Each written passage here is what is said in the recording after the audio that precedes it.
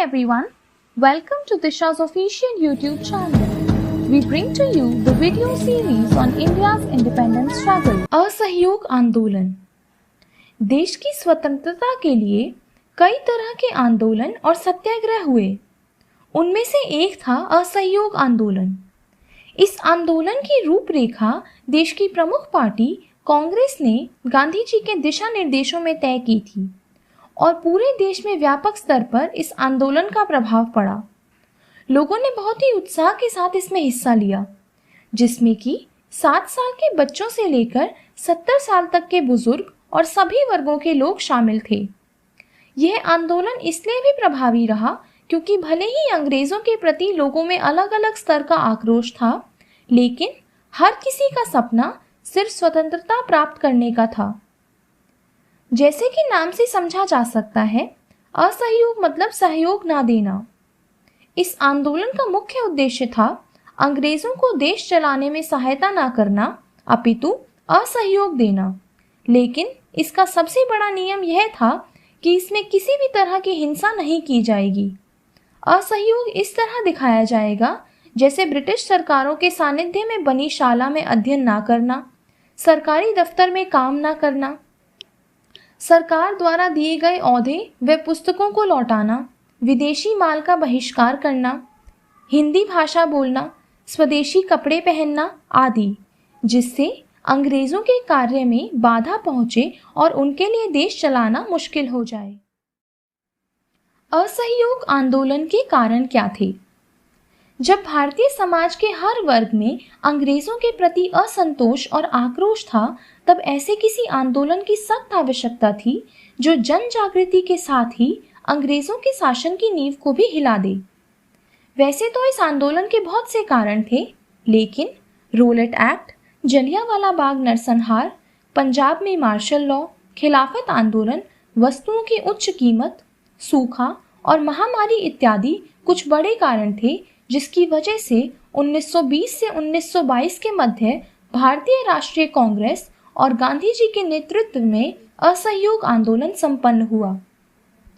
13 अप्रैल 1919 को अमृतसर में हुए नरसंहार से पूरे देश में रोष व्याप्त हो गया था। महात्मा गांधी ने इसके विरोध में अपने केसरे हिंद, तो रविंद्रनाथ टैगोर ने अपने नाइटहुड की उपाधि लौटा दी थी। 1919 में मॉन्टेग्यू क्लेम्सफोर्ड के प्रस्ताव पर गवर्नमेंट ऑफ इंडिया एक्ट पारित हुआ था। इसमें शासन का द्विप्रबंध निर्धारित हुआ था, जिसमें विधानसभा के लिए सीधे इलेक्शन करवाना तय किया गया। हालांकि विधानसभा का गवर्नर जनरल पर और एग्जीक्यूटिव काउंसिल पर कोई नियंत्रण नहीं था। राष्ट्रवादियों को यह बात पसंद नहीं आई। अगस्त 1918 में बॉम्बे में आयोजित हुए कांग्रेस के स्पेशल सेशन में इस रिफॉर्म का कड़ा विरोध किया गया और स्वशासन की मांग की गई। इसके अलावा 1919 में ही रोलेट एक्ट भी आया, जिसके अनुसार संदिग्ध गतिविधि देखने पर बिना किसी ट्रायल के उस व्यक्ति को 2 वर्ष का कारावास की सजा सुनाई जा सकती थी। गांधी जी ने भी इसका कड़ा विरोध किया। असहयोग आंदोलन की शुरुआत कब हुई? 1 अगस्त 1920 को औपचारिक रूप से असहयोग आंदोलन की शुरुआत हुई। उसी दिन लोकमान्य तिलक ने अपनी आखिरी सांसें ली थी।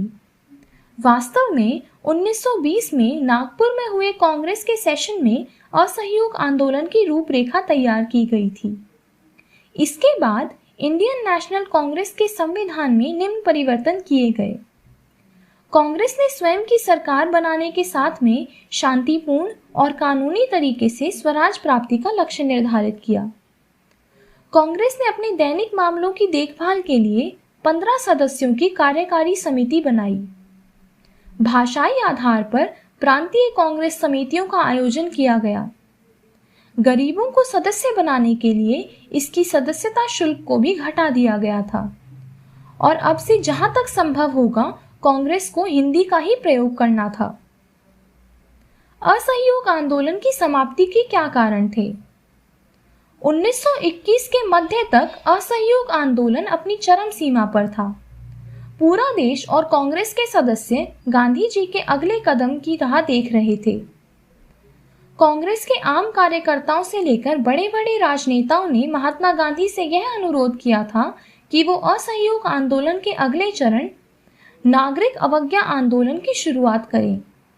गांधी जी ने ये घोषणा की कि नागरिक अवज्ञा की शुरुआत सूरत के बारडोली तालुका से की जाएगी और देश के सभी हिस्से इस समय शांत और अनुशासन में रहेंगे, जिससे बारडोली के इस आंदोलन पर पूरा ध्यान लगाया जा सके।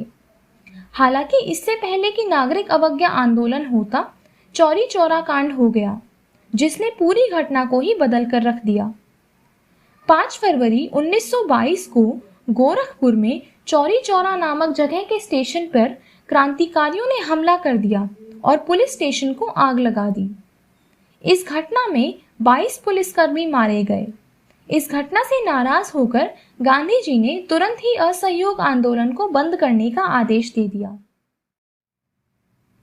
असहयोग आंदोलन के परिणाम।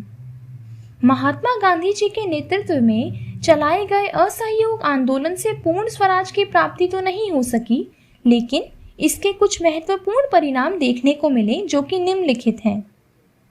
असहयोग आंदोलन से देश की एकजुटता को बल मिला। यह पहला आंदोलन था जिसमें बड़ी संख्या में भारतीय मुस्लिमों ने अपनी भागीदारी निभाई थी। असहयोग आंदोलन के बाद ब्रिटिश सरकार को भारतीयों की शक्ति का अंदाजा हो गया था और भारत में ब्रिटिश शासन की नींव हिल गई थी। असहयोग आंदोलन के बाद भारतीयों के मन में गुलाम भारत को आज़ाद करवाने की इच्छा और अधिक प्रबल हो गई थी। असहयोग आंदोलन के बाद भारतीयों को राजनीति समझने का मौका मिला था। असहयोग आंदोलन भारतीय स्वतंत्रता संग्राम के दौरान आगामी संघर्ष की रूपरेखा तैयार करने में भी सहायक हुआ। असहयोग आंदोलन के बाद भारतीय जनता के मन में अंग्रेजों के प्रति डर और भय खत्म हो गया था। असहयोग आंदोलन का प्रभाव काफी बड़े स्तर पर दिखा था। असहयोग आंदोलन एक जन आंदोलन बनकर उभरा था, जिसने ब्रिटिश सरकार को भारतीयों की शक्ति का एहसास दिला दिया था और भारत में उनकी नींव को हिला दिया था। Thank you for watching.